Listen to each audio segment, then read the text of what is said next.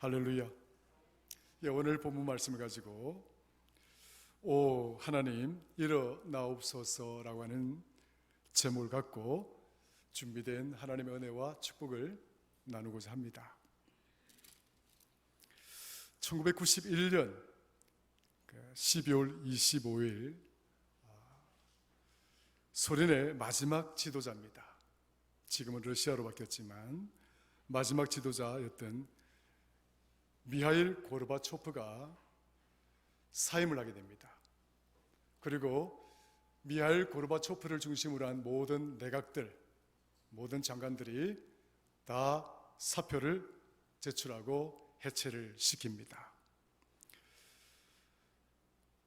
이날 저녁입니다. 그러니까 성탄절이죠. 7시 32분에 소련 크렘린궁에 휘날리던 소련 국기가 내려지게 됩니다. 이게 무슨 말이냐면 지금은 러시아로 다시 이어지고 있지만 1991년도 12월 25일 전까지만 하더라도 이 러시아는 소련이라는 이름으로 국가를 유지했던 세계의 두 번째 가는 강대국 중에 강대국이었습니다. 그런데 이 소련을 이끌던 마지막 지도자 미하일 고르바초프가 그날에 사임을 하고 모든 내각들을 해체시키고 12월 25일 성탄절 7시 32분에 크렘린궁에 세워져 있던 소련의 국기를 내림으로써 그 거대한 강력한 힘을 가졌던 나라가 한순간에 막을 내리게 됩니다. 그리고 이 소련의 그동안의 속국으로 또 연합되어졌던 많은 민족들이 이제 독립해 나가도록 선언을 합니다. 그래서 소련에 속해져 있던 많은 나라들이 이제 독립을 하게 되고 그 이후에 보리스 예엘친이라고 하는 분이 이제 러시아로 바뀐 그 나라의 초대 대통령이 되어지게 됩니다. 이 보리스 예엘친이 죽고 난 다음에 제2대 대통령으로 러시아의 대통령은 푸틴입니다. 그래서 푸틴은 2대 대통령을 임기를 마치고 난 다음에 잠깐 뒤로 물러나 있다가 4대째 대통령을 한 이후 지금까지 장기 집권을 하고 있는 독재 체제의 권력 지도자입니다.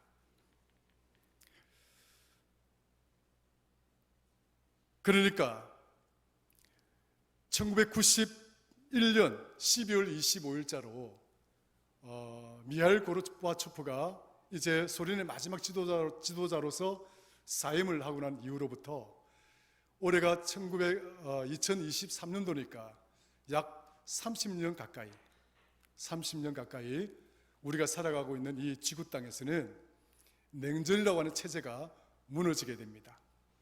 무슨 말이냐면 민주주의 이념을 토대로 하고 있는 서방 국가들이죠. 미국, 유럽 그리고 아시아의 민주주의 국가들을 중심으로 하는 이런 민주주의 국가와 그리고 공산주의 이념에 뿌리를 내리고 전체주의 독재 국가를 이끌어왔던 그 공산주의 국가와의 치열한 이념 싸움, 또 이념 싸움에서 그치는 것이 아니라 전쟁을 불사해왔던 그런 살벌한 양극 체제가 1991년 12월 25일까지 유지되어져 왔었습니다.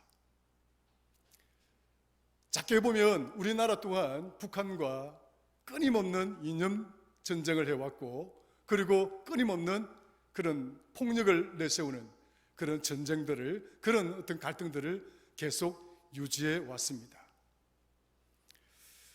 그런데 보리스 미하일 고르바초프가 이제 소련의 마지막 대통령이 되는 그 순간, 사임을 하는 그 순간 이제 이 세계는 그 냉전이라고 하는 그 치열한 갈등과 그런 어떤 냉전적인 그런 어떤 서로 다툼 속에서 이제 벗어나서 전 세계가 이제 전쟁이 없는 세상, 다툼이 없는 세상, 폭력이 없는 세상이 이제 되겠구나 하는 희망을 가지고 30여 년 동안 이렇게 지내왔습니다.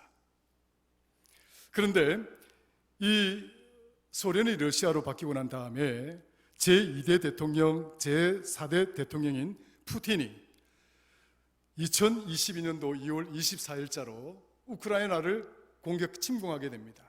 물론 이전에 이 우크라이나가 소련에 속해져 있던 나라였는데 독립을 했죠. 그런데 거기에 있는 여러 가지 자원이나 이런 것들을 이렇게 어떻게 하든지 공유를 하거나 그걸 가지기 위해서 푸틴이 전쟁을 일으키게 되는데, 이 전쟁이 지금 1년이 넘도록 지금 이어지고 있는 가운데에 있지요. 이 전쟁을 기점으로 해서 다시 세계는 32년, 3년 동안 평화로운 세계 어떤 그런 환경들을 조성해 왔으나, 이제 또 공산주의 이념을 바탕으로 하는 이 전체주의 독재 국가와 이제 민주주의 이념을 바탕으로 하는 이 자유 국가들 간에 또 그 갈등이 폭이 깊어져 가고 있는 상태입니다. 굉장히 어려운 시대적인 상황을 맞고 있는 거죠. 지금 이 우크라이나 전쟁이 어떻게 끝날지 지금 장담할 수 있는 사람은 아무도 없습니다. 혹이나 이곳에서 핵폭탄이라도 하나 터지게 되면 어떻게 될까? 세상은 정말 무사하게 평화로운 세상이 될 수 있을까? 아니면 이 핵폭탄이 하나 터짐으로써 정말 씻을 수 없는 그런 지구의 그런 종말 내지는 그런 어려움을 겪게 될 것인가? 굉장히 기추가 주목되는 상황을 지금 우리가 맞고 있는 거예요.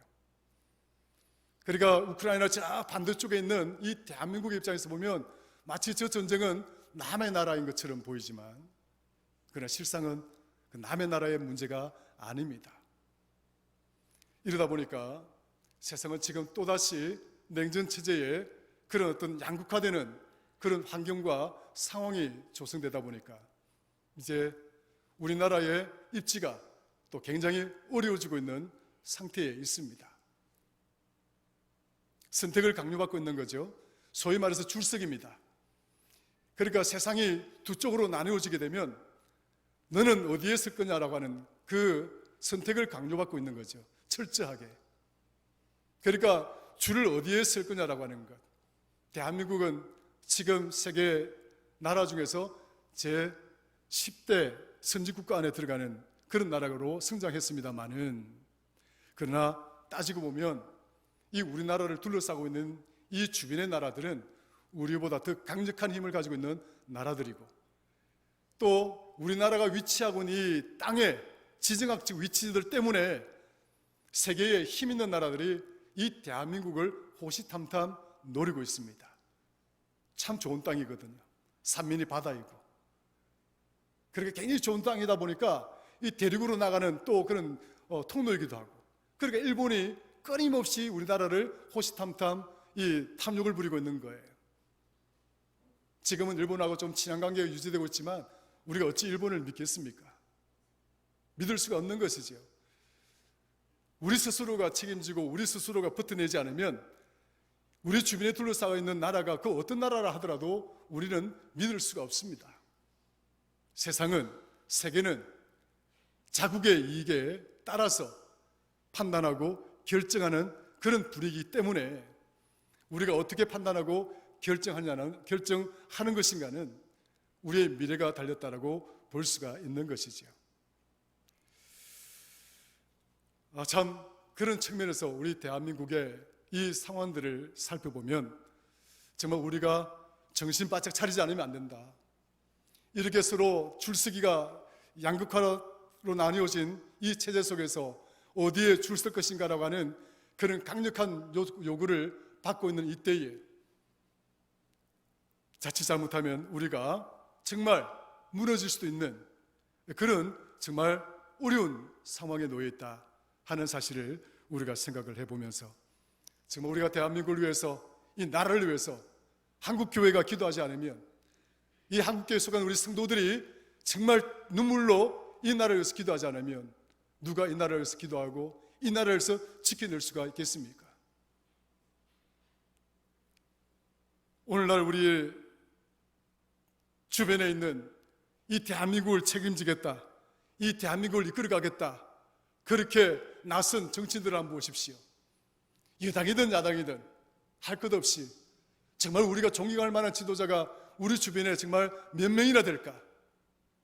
탐욕스럽고 사악하고 욕심 많고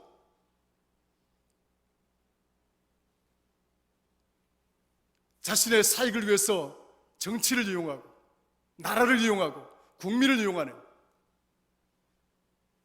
이러한 정말 암울한 우리 사회적 상황들을 우리가 목도하면서 정말 깨어있어야 될 공동체, 정말 정신 차려야 될 공동체는 우리 교회 공동체다 하는 사실을 다시 한번 우리가 우리 자신들을 한번 성찰해 보는 그런 시간이었으면 좋겠다 하는 생각을 갖습니다.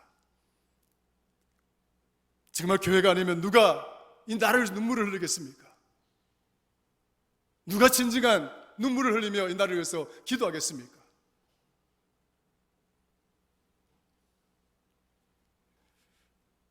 아무튼 오늘은 국가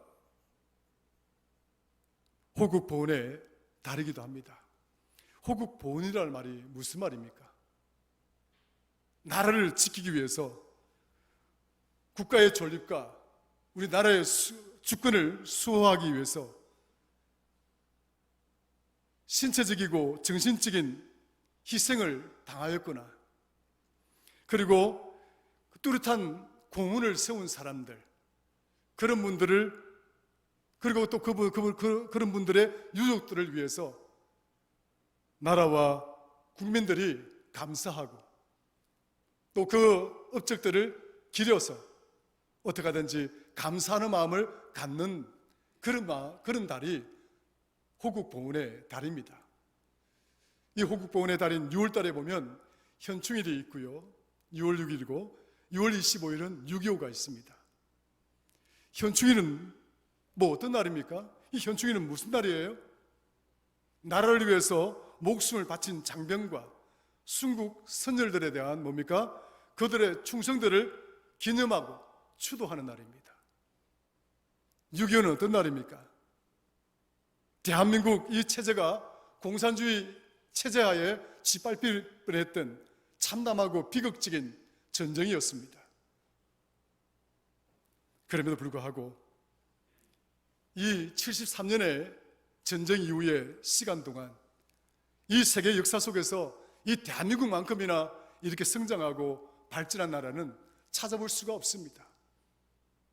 전쟁의 폐허 속에서 이렇게 버젓하게 이렇게 국가가 든든하게 세워지고 적어도 세계 10대 국가 안에 들어가는 나라 아니겠습니까? 우크라이나 전쟁이 터지고 나니까 세계는 난리가 났습니다. 유럽에서는 30여 년 동안의 평화로운 시간을 유지하다 보니까 전쟁 물자가 거의 다 떨어져 있는 거예요. 포탄이 없습니다. 탱크도 만들지 않았습니다. 옛날에 쓰던 그대로 갖고 있다 보니까 지금 쓰려고 하니까 나간 거예요. 새로 만들고 하니까 그 공장 모든 기반들이 다 무너져 있는 거예요. 전쟁이 이렇게 오래 길게 이어질 줄 몰랐거든요. 그런데 대한민국은 참으로 감사하게도 북한하고 끊임없는 그 긴장관계가 조성되다 보니까 대한민국에 세계에서 최고의 무기들이 대한민국이 다 있는 거예요. 핵무기를 빼고 나면 대한민국이 최고의 무기들을 다 가진 나라가 지금 되어져 있는 거예요. 싸우기 위한 포탄도 제일 많은 나라요. 탱크도 지금 제일 잘 만드는 나라요. 대포도 제일 잘 만드는 나라요. 여기다가 무슨 KF-21이라고 하는 지금 엄청난 비행기를 우리나라 기술로 만들었다는 거 아니겠습니까?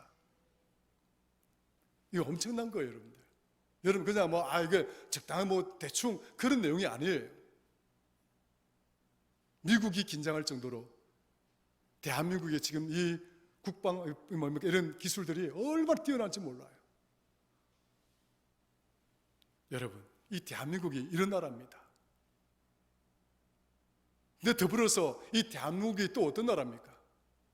미국 다음으로 교회가 제일 많은 나라요. 미국 다음으로 성도들이 제일 많은 나라입니다. 거기에다가 비율로 따지면 세계 최고의 인구 대비 세계 최고의 기독교 신자를 가진 나라입니다. 어떻습니까, 여러분? 이게 그냥 우리에게 주어졌다고 믿습니까? 야, 이게 그냥 우연히 이루어졌다고 생각하십니까? 저는 결코 그렇게 보지 않습니다. 하나님이 이 대한민국과 함께 하시기 때문이다. 하나님이 이 대한민국에 있는 한국 교회와 한국 성도들의 그 기도를 외면치 않았기 때문이다. 저는 그렇게 확신합니다.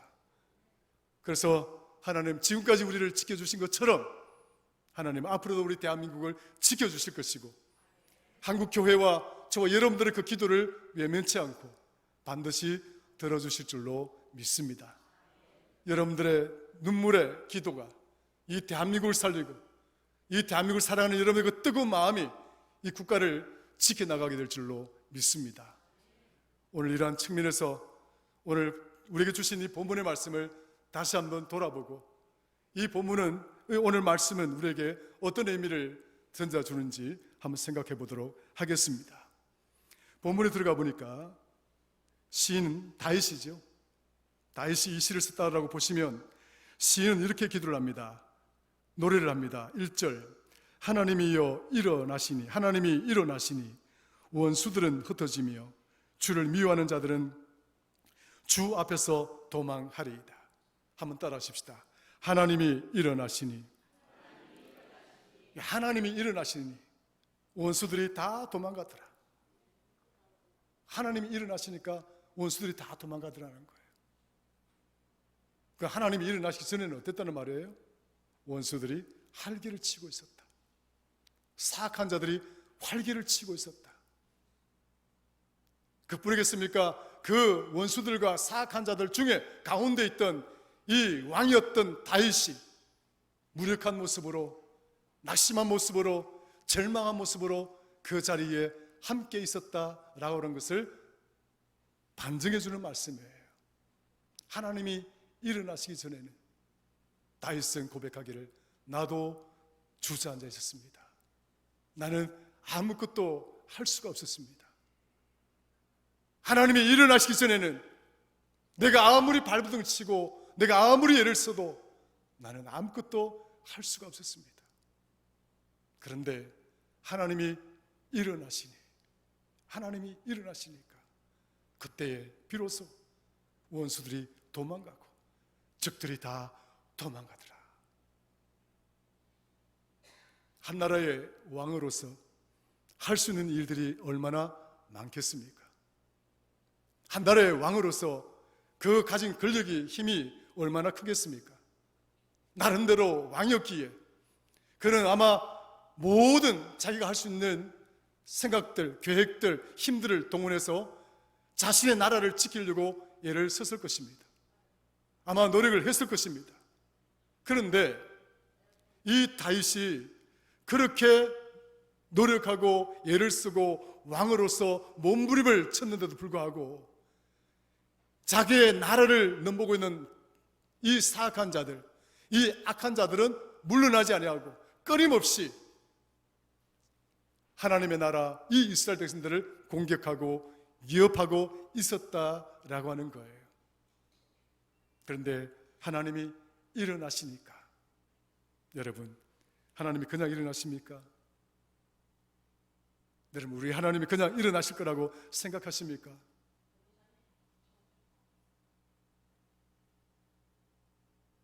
그 사람이 많이 더우세요? 조금 더워도 조금 참으세요. 뭐 어쩔 수 없는데 뭐 저기서 켜놨으니까. 네.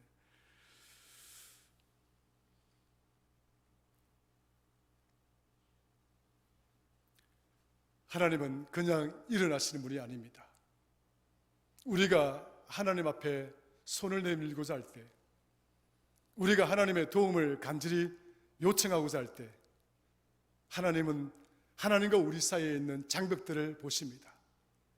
이사야서 59장에 보니까 하나님의 손이 짧아서, 팔이 짧아서 너희들을 붙들어 주지 못함도 아니라 구원하지 못함도 아니다.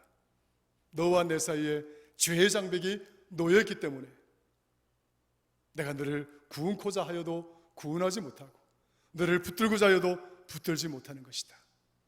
하나님은 일어서시는 분이 아니라 이미 하나님은 일어서 계신 분입니다. 이거는 그저 상징적인 표현일 뿐이지 하나님이 그냥 앉아 계시다가 앉아 일어나시니까 적군이 도망간다고요? 아니에요. 하나님은 항상 일어나 계신 분이에요. 그런데 왜 하나님이 이제야 일어서시느냐? 하나님과 우리 사이에 장벽이 허물어졌기 때문에 비로소 하나님이 일어나시는 겁니다. 하나님이 일어나신다는 이 의미는 우리의 믿음의 관점에서 보면 우리가 일어나는 거예요. 절망과 낙심과 그리고 그 죄의 어두운 자리에 무력한 모습으로 앉아있던 왕이었던 다윗, 그가 비로소 하나님께 돌아와 참여하고 내 재능이 아니라 내 권력이 아니라 내가 가진 우리가 가진 힘이 아니라 하나님이 이제 오셔서 이 나라를 지키셔야 합니다. 하나님이 우리가 가진 무기가 아니라 하나님이 개입하셔서 이 나라를 붙들어 주셔야 됩니다. 그동안 내가 왕으로서 몸부림치고 내 혼자 어찌 해보겠다라고 했 이 모든 생각들을 하나님 용서하여 주옵소서. 내가 일어서야 되는 것이 아니라 하나님이 일어서셔야 되는 것이고 하나님이 일어서야 내가 일어설 수 있음을 내가 이제 고백합니다 하는 그런 의미가 담겨져 있는 거예요. 하나님이 일어서신다는 것은 곧 우리가 하나님과 함께 일어선다는 것을 의미하는 것입니다. 하나님과 함께 일어서는 지혜로운 성도가 되시기를 주의 이름으로 축원합니다. 하나님이 우리와 함께 일어서야 된다. 누가복음 15장에 보면, 여러분 잘 아시죠? 누가복음 15장에 보면 탕자 이야기가 나옵니다. 탕자 이야기가 나옵니다. 그런데 이 탕자 이야기 보면 누가복음 15장 17절에 이 탕자는 이런 이야기를 합니다. 아버지를 배반하고 아버지에게 등을 돌리고 떠났다가 자기에게 온 자기 스스로 살아보고자 아무리 몸부림을 치고 발버둥을 쳐도 그 상황들을 이기지 못해서 이제 그 모든 상황 앞에 무력하게 무릎을 꿇고 난 다음에서야 내 힘으로 되는 것이 아니구나, 아버지께로 돌아가야 되겠구나 하는 생각을 가지게 됩니다. 그 마음을 품고 난 다음에 이 탕자는 17절에 이렇게 성경은 이야기를 하고 있습니다. 이에 스스로 돌이켜 이르되, 자신을 돌아보았다는 거예요. 돌이켜 보았다는 거예요. 내가 여기 왜 있는 거지? 내가 어쩌다가 이렇게 된 것이지? 나는 부잣집의 둘째 아들이었는데 어쩌다가 지금 돼지 지연 열매를 먹는 이 신세가 된 거지? 하는 자신을 돌아보는 상황이 되었다는 거예요. 그리고 18절에 내가 일어나 아버지께 가서 죄를 고백하리라. 한번 따라합시다. 내가 일어나 아버지께 가서 죄를 고백하리라. 할렐루야. 나를 돌이켜보니까 결국 내 문제는 하나님 없이 살고자 했던 그 이상 그 이하도 아니다. 철저하게 내 중심, 내 고집대로 살아보려고 했던 그런 몸부림이었다. 그런 삶의 여정이었다. 하나님이 없는 삶의 결과, 내 중심으로 살아왔던 내 인생의 그 결과가 지금 나의 이 참남한 모습으로 이끄는 것이다 하는 사실을 이 탕자는 깨닫게 된 거죠.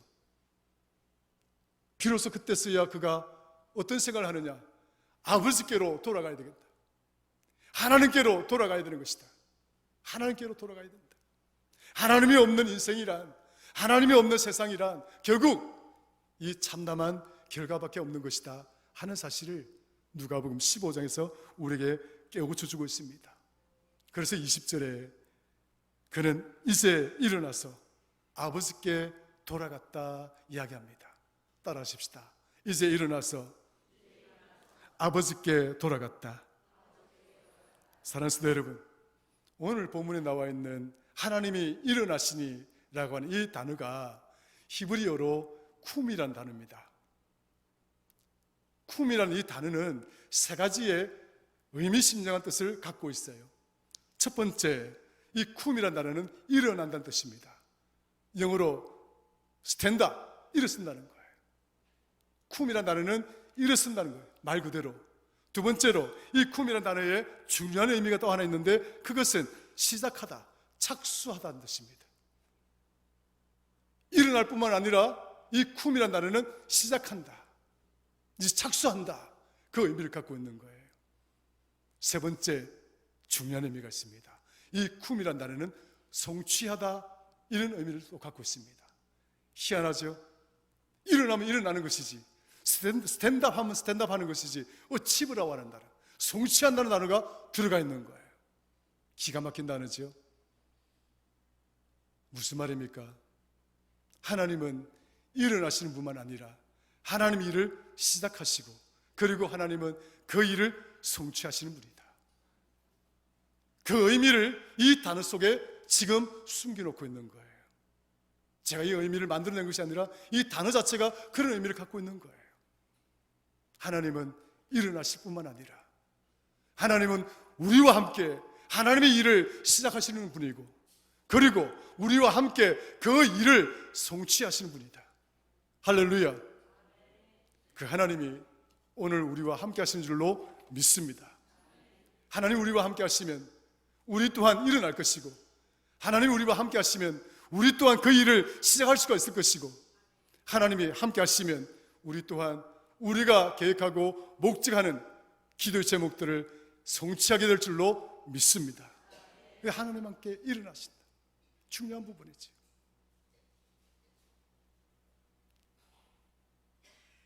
사랑하는 성도 여러분, 하나님과 함께 일어나신 분들은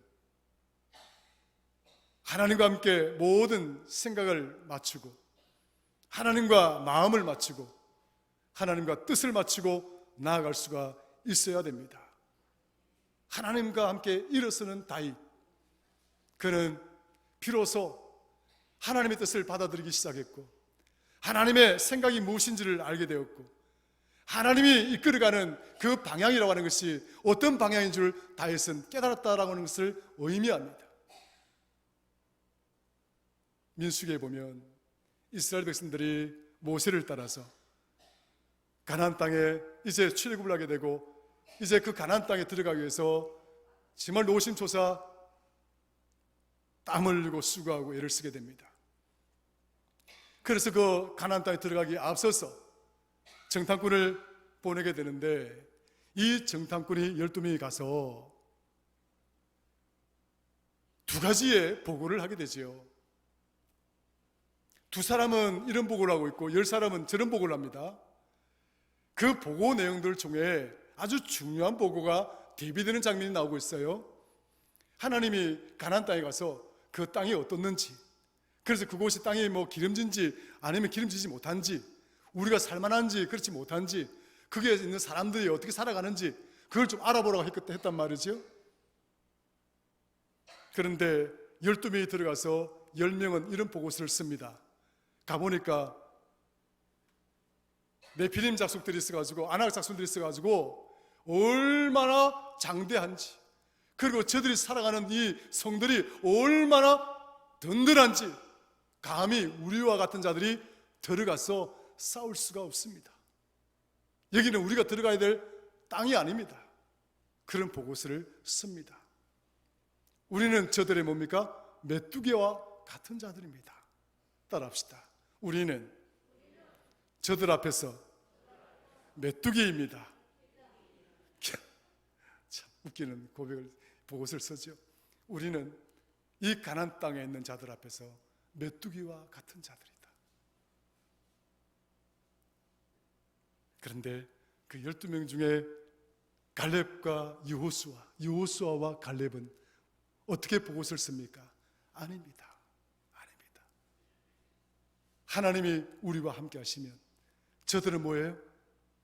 우리의 밥입니다. 우리의 먹잇감입니다.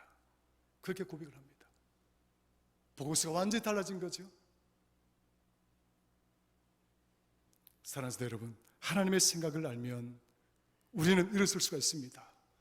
여러분들을 둘러싸고 있는 상황들이 아무리 낙심적이고 절망적인 상황이라 할지라도, 그것이 아무리 우리 인간적인 상식으로 이해가 될 만하고 합리적으로 설명될 만한 그런 처지라 할지라도, 아닙니다 목사님, 난 못합니다, 내 상황을 한번 보십시오, 내 처지를 한번 보십시오, 되겠습니까? 아, 그래요 집사님, 그래요 권사님, 김 목사가 충분히 이해할 수도 있어요. 여러분들 상황과 처지를 저는 얼마든지 동의할 수 있어요.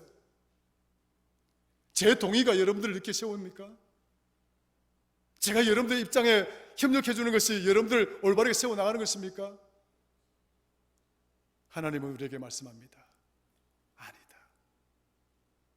우리가 지금 이 상황과 이 조건들이 많이 힘들고 어렵다 하더라도 하나님의 생각은 달라요. 나와 함께하면 우리 이 상황들을 이겨낼 수 있는 것이다. 승리할 수 있는 것이다. 저들이 우리를 밥으로 여길지 모르겠지만 아니다. 오히려 저들이 우리의 밥이다. 다윗은 그걸 깨달은 거예요. 왕으로서 막 발버둥 치고 애를 써봤지만 결국 자기의 힘으로 되지 않는 겁니다. 하나님이 함께 하셔야 일어서는 것이고, 하나님이 함께 하셔야 시작할 수가 있고, 하나님이 함께 하셔야 우리는 성취할 수가 있습니다. 마지막으로 정리합니다. 한번 볼까요? 4절 한번 읽어보시겠습니다. 시작.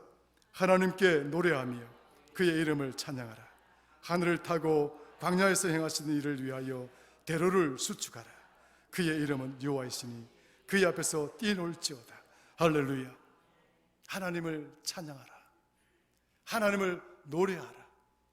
이것이 결국 우리가 승리하는 비결이다 하는 것을 결론적으로 이야기를 합니다. 그런데 그 결론을 이야기하면서 어떤 이야기를 하고 있느냐 하면, 보세요. 어떤 이야기를 하고 있습니까? 하늘을 타고 광야에 행하시던 하나님. 기가 막힌 표현이죠. 이거는 모세가 모압 땅에 모여서 40년간의 광야 여정을 끝내고 이스라엘 백성들에게 설교할 때 선포하였던 그 말씀을 지금 새겨두고 있는 것입니다. 40년의 광야 세월을 끝내고 모세가 이스라엘 백성들에게 선포한 그 광야 세월의 마지막 그 설교가 뭔지 아세요? 신명기 1장 30절에서 34절까지의 내용입니다. 한번 찾아볼까요? 찾아보고 정리하고 마칩니다. 신명기 1장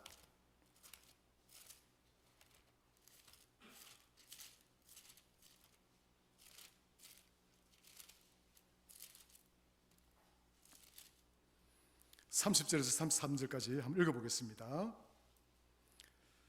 같이 읽지요. 30절부터 시작.